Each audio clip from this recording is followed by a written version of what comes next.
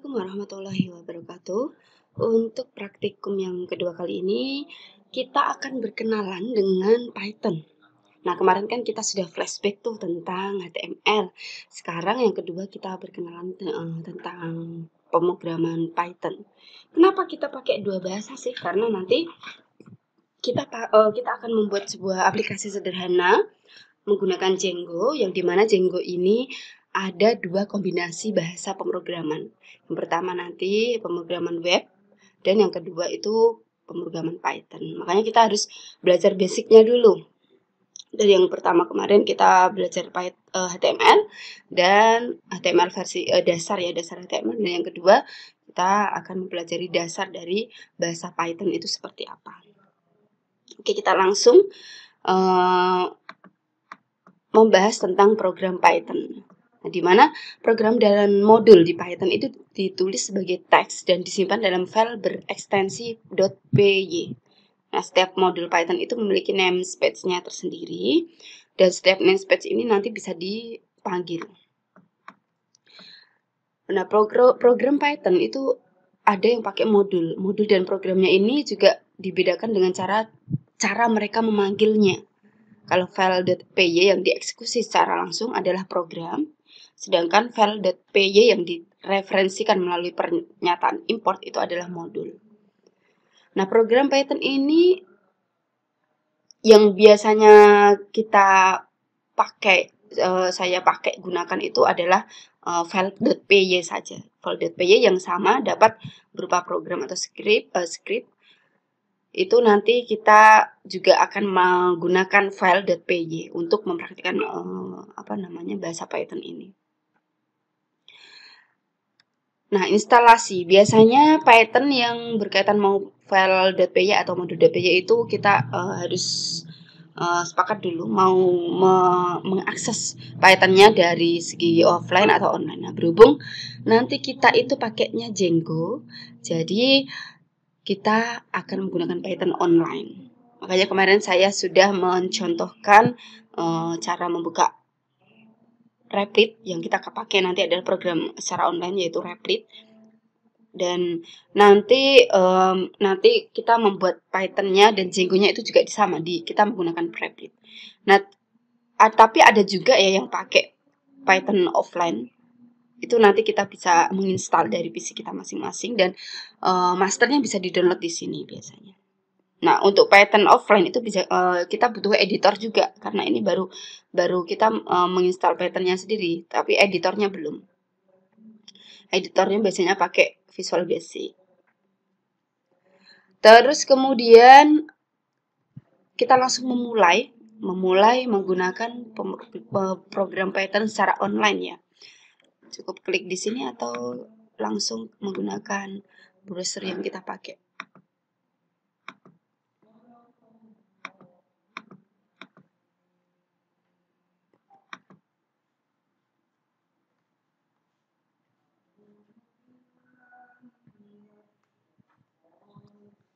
Nah, ini sudah langsung masuk ke akun saya, dan kalau ingin membuat sebuah script baru, kita cukup create rep. Nah, ini ada dua pilihan ya, yang dimana kemarin kita sudah coba menggunakan HTML, JS atau JS, dan yang praktik yang kedua ini kita coba pakai Python. Nah, ini juga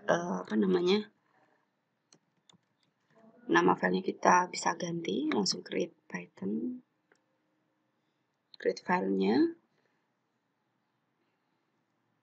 Nah, ini sudah mulai masuk ke editornya, mana dia sudah membentuk file.py sendiri. Nih, dia mau membentuk file.py ya, jadi kita nggak perlu import lagi. Nah, di sini di bagian konsol ini nanti kita akan melihat hasil runningannya. Ini untuk tombol runningannya. Oke, kembali ke modul. Ini sudah ya. Kemudian kita juga bisa menuliskan beberapa fungsi di dalam ini bahasa Python. Contohnya di sini ya, fungsi. Kalau biasanya di pemrogram yang lain itu fungsi kan pakainya function. Kalau di Python itu pakainya def. def get point return 3,4 misalkan gitu ya. Coba kita buat seperti itu.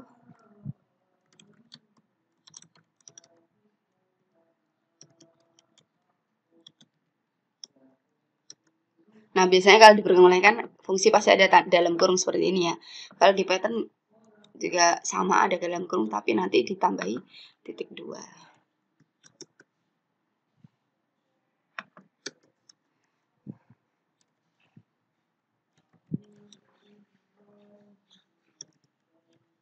Titik 4 kan ya tadi ya.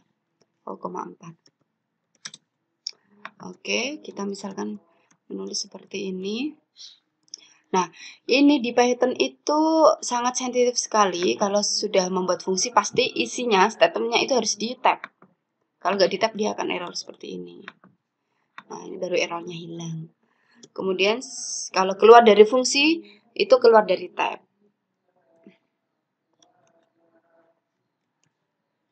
Terus kita panggil x, y sama dengan get point.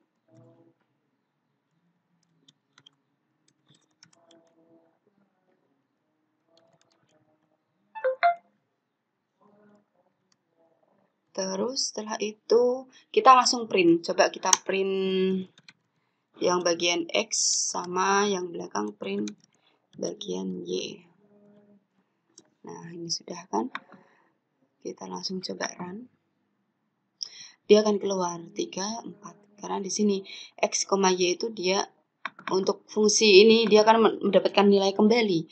Kalau fungsi itu kan biasanya dia mendapatkan nilai kembali. Dia mendapatkan nilai kembalinya itu 3 sama 4. Kemudian di sini dia menaruh nilai get point yang dikembalikan tadi di variabel X sama Y. Ketika di print X-nya adalah 3 dan Y-nya adalah 4. Nah, itu salah satu contoh untuk mengenali fungsi dari Python secara sederhana. Sekarang kita bicara tentang variabel. Variabel di dalam Python itu tidak perlu dideklarasikan. Kalau pakai pemrograman lain kan kita perlu mendeklarasikan, tapi kalau Python enggak. Contohnya di sini ya. Ini ada sebuah variabel A sama dengan 1 seperti yang dituliskan di dalam modul. Sekarang terus kita panggil print A, itu pasti keluarnya 1. Karena ini 1 ya kan?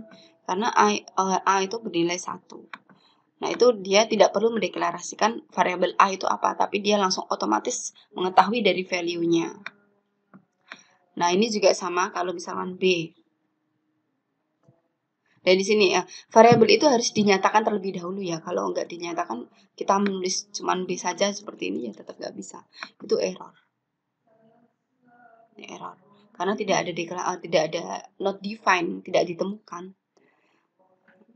Nah, Python itu biasanya menggunakan exception lebih detail nanti. Nah, variabel dan tipe ya. Nah, jadi tipe data dari Python itu berdasarkan dari isinya. Misalkan di sini A-nya saya isi 1, terus saya mau mengecek variabel A itu apa tipenya. Kita tinggal panggil ini aja type A, print type A. Ini jangan sampai ada tab ya, karena kalau ada tab spasi pun dia akan error. Dia sangat sensitif terhadap tab sama spasi. Kemudian setelah itu saya deklarasikan ulang nih, A-nya menjadi hello. Terus saya print tab A lagi. Terus kemudian yang lain ya, yang di bawahnya saya isi 1.0. Nah, saya print lagi.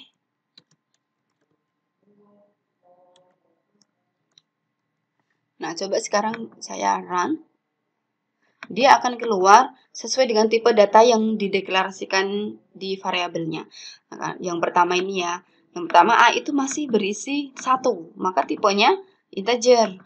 Kemudian yang kedua A itu berisi hello, maka tipe tipe variabelnya string.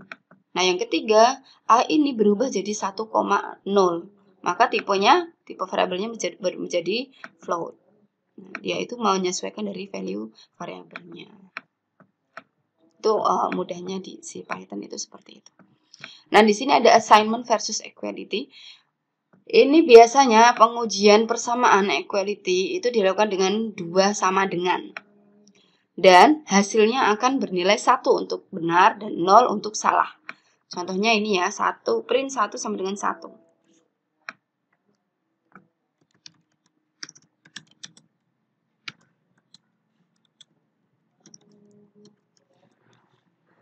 Maka nanti dia hasilnya adalah true. Kemudian print 1 0, ini kita ubah nilainya yang kedua, yang nilai pertama. Dia hasilnya masih true ya, kalau 0 ya. Terus coba ini kita ubah jadi string ya. Kalau string itu biasanya dilambangkan ada tanda petik. Dia false. Itu untuk persamaan di dalam Python. Di sini ada simple data type juga, bahwa di dalam variabel type string itu dapat menyimpan data apapun termasuk embedded null-nya. Nah, dinyatakan menggunakan tanda kutip biasanya ya. Ada bisa kutip tunggal, bisa kutip ganda, atau yang rangkap 3. Itu sama semuanya dibaca string di dalam Python. Nah, contohnya di sini ada as hi there, di sini kita print dan di dari situ kita bisa hitung ini line-nya si S. Coba kita praktikkan. Ada variabel S dengan nama dengan isi hi there. Kemudian kita print S. Ada juga variabel yang baru lagi, namanya sama ya, kita samakan S ya. Di sini kita kita buat kata-kata seperti ini, sebuah string panjang dengan kutipan atau yang lainnya. Ini sebuah contoh variabel string panjang dengan kutipan. Nah, ini langsung kita print dan kita print lagi, tapi kita ukur lengthnya. Oke. Nah, pertama dia keluar header yang ini. Nah, terus kemudian saya ubah value-nya menjadi kalimat dan saya print line-nya. Line S, panjang dari S itu ada 53 huruf. Itu tipe stringnya seperti itu. Simple data type-nya. Terus kemudian ini juga langsung bisa menjumlahkan, membagi angka ya. Terus ini ada list. List ini berisi urutan item biasanya ya. Ini bisa berupa sebuah objek dan bisa juga biasanya dinyatakan menggunakan kurung siku. Kurung seperti ini. Ini di struktur data sih sebenarnya sudah diajarkan, cuman kalau struktur datanya kemarin belum pakai Python ya, berarti ini saya harus mempraktekkan dulu ya. Ini ada list 10.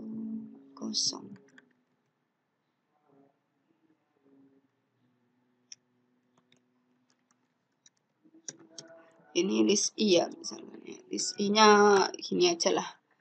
Kemudian list I ini masih kosong. Saya mau mengisikan I itu dengan perintah append dan saya isikan objek 1 seperti di sini. Kemudian ada lagi saya mau mengisikan list I itu sebuah string ya, hi there lagi. Kemudian saya mau ngeprint panjang dari si variabel I tadi. Si list ya maksud saya. List I. Pakai len juga ya kalau mau mengukur panjangnya ya. Len yang di dalam list ini dia akan mengukur berapa sih item yang ada di list I itu. Ini ada 2 itemnya. 1 sama header. Itu untuk list. Kemudian setelah itu list ada juga high level data type-nya tentang tuple. Ini juga sama, tuple itu berisi list juga. Sini digunakan untuk hal sederhana. Misalkan di sini ada poin 2,3 x, y sama dengan poin. Maka print x-nya adalah 2. Ini hampir sama seperti yang saya praktekkan pertama tadi. Nah, tuple ini biasanya berguna untuk mengembalikan beberapa nilai dari satu fungsi. Ini sama seperti yang pertama tadi, itu disebut sebagai tuple. Contoh dari fungsi yang slide pertama tadi. Ada dictionary juga berisi pasangan key value. Ini biasanya sering disebut sebagai maps atau hash. Kunci ini dapat berupa objek yang tidak dapat diubah, nilai dapat berupa objek apapun, dan dinyatakan menggunakan kurung kurawal. Seperti ini. Di dictionary ya, dictionary misalkan D sama dengan kurung kurawal ya. Terus saya isi D-nya kecil aja ya. Besar lagi. D saya isi D itu seperti yang di modul. D indeksnya, biasanya kan dia identifikasinya pakainya indeks.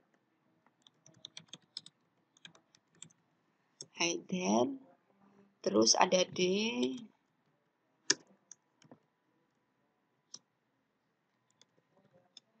Full sama dengan 1.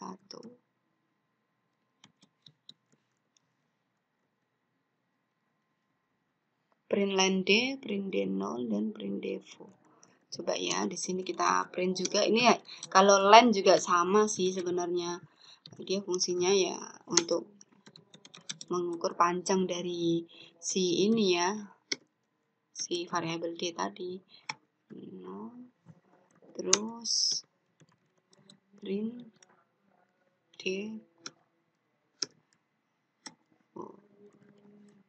Ini untuk identifikasi alamat indeksnya saja ya. Nah, oke, kemudian kita run. Nah, kalau ini D alamatnya 0 itu tersimpan header. Kalau D alamatnya foo itu tersimpan 1. Kalau di print seperti ini. Ini hasilnya. Line-nya 2. D0 itu header. D foo itu 1. Seperti itu. Untuk dictionary ya. Terus ada blok juga dibatasi oleh indentasi. Titik 2 digunakan untuk memulai blok. Disarankan menggunakan tab biasanya ya. Ini jika misalkan ada 1 print true, maka nanti akan keluar true. Nah, biasanya untuk blok itu kalau belum terpisah memang sulit. Kebanyakan program Python itu menyukai metode ini karena mudah dibaca ya untuk bloknya. Biasanya untuk identasi saat membaca kode untuk menentukan struktur bloknya. Terus kemudian ada perulangan. Ini coba ini mengulang dari kata hello tadi ya. For ch in hello ya. Artinya dia harus mengulang dari kata ini, tapi biasanya kan dipakainya variabel. Ini coba ya, dipakainya kata. Terus kemudian print ch.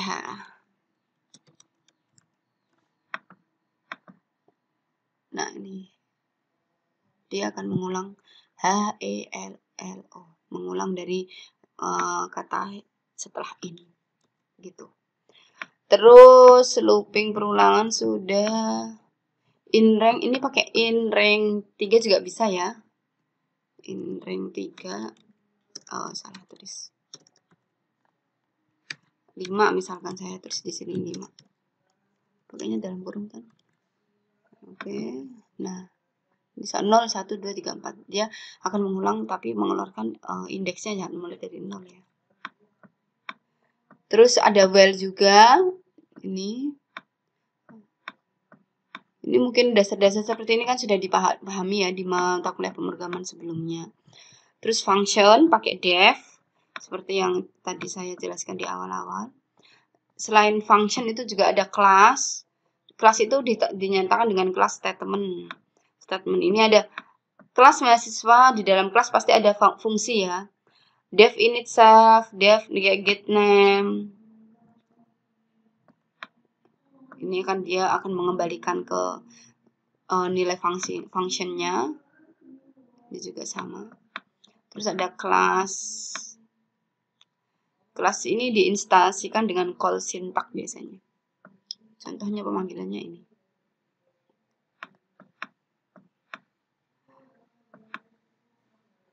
Ini saya contohkan ya yang ini ya. Nih, Kelas beberapa hal yang perlu diperhatikan dalam pembuatan kelas ya. Ini ada sebuah konstruktor. Di dalam kelas itu harus memiliki konstruktor. Dan dia pasti memiliki nama spesial yaitu init. Kemudian setelah itu ada destruktor dan dia menggunakan del. Setelah itu ada parameter self, merupakan instansi dari kelas tersebut. Dan self.name itu dalam contoh bisa dibaca kelas tersebut memiliki atribut nama. Gitu. Makanya di sini tadi kelasnya harus bentuknya seperti ini. Coba kita buat ya kelas mahasiswa ya. Kelas mahasiswa dev-nya init karena tadi kan dia harus memiliki ini ya, konstruktor, destruktor dan parameter.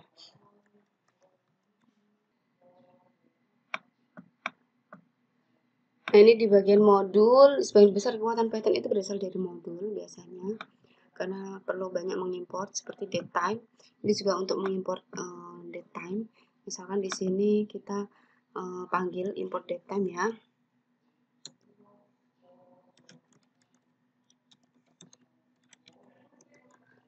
Kemudian kita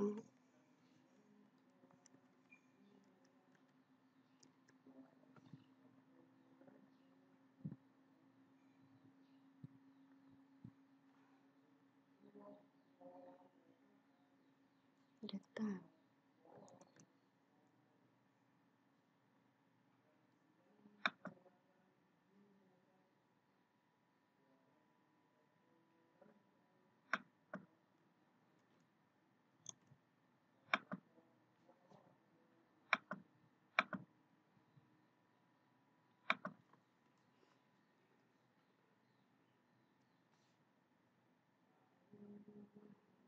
Ini kalau import datetime itu perlu setting dulu sepertinya ya.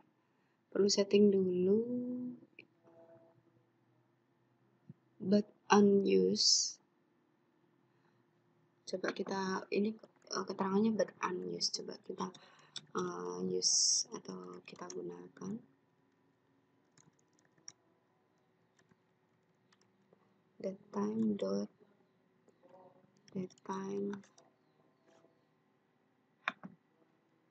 no ya. No. Oh, dia kalau nggak unused berarti dia error. Kita print x, dia akan keluar date sekarang, tanggal sekarang, waktu sekarang. Terus kemudian setelah itu ada exception. Kalau exception ini juga di pemrograman lain ada ya, try except gitu ya. Ini ada try 1 bagi 0 except ada zero division error, maka akan keluar print pembagi tidak boleh 0. Pembagi tidak boleh 0 ini nanti akan keluar seperti ini. Try itu untuk mencoba menjalankan statementnya, except itu jika ada error maka nanti akan keluar seperti ini. Itu untuk try except. Terus ada juga try finally. Ini untuk try, terus finally-nya apa, itu juga bisa dipakai di ini Python. Terus ini ada treat, di sini menjalankan suatu blok kode secara terpisah dari proses utama. Ada import trading, import time. Coba ini kita jalankan.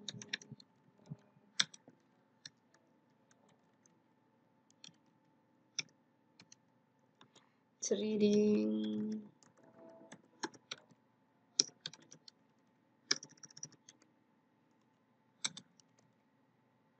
date time. Oh, time bukan date time. Kemudian ada kelas ya, di sini ada kelas demo trade. Terus ada ininya trading titik trade, terus ada devnya run,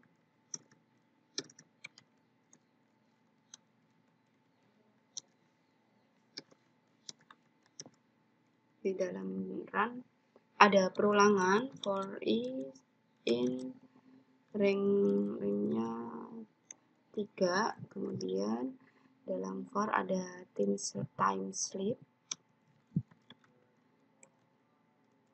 sleep-nya dalam kurung 3. Setelah itu ada print i ya. Print i masuk ke pemanggilan dari kelas T sama dengan demo treat. Kemudian setelah itu T kita start, terus T-nya kita join,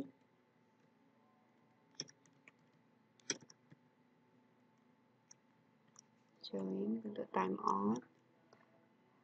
Nah, setelah 3 detik maka nanti akan berubah. Coba kita running. Difference run 5. Oh, ini kurang tanda titik 2.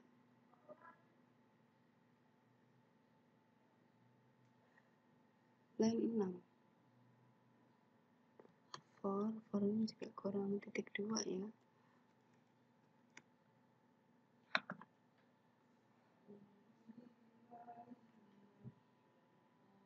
Nah, dia akan keluar setelah 3 detik ya. 1, 2. Nah, seperti itu untuk penggunaan treat. Terus yang terakhir ada standar library. Ini Python hadir dengan satu set modul yang dikenal sebagai standar library ya.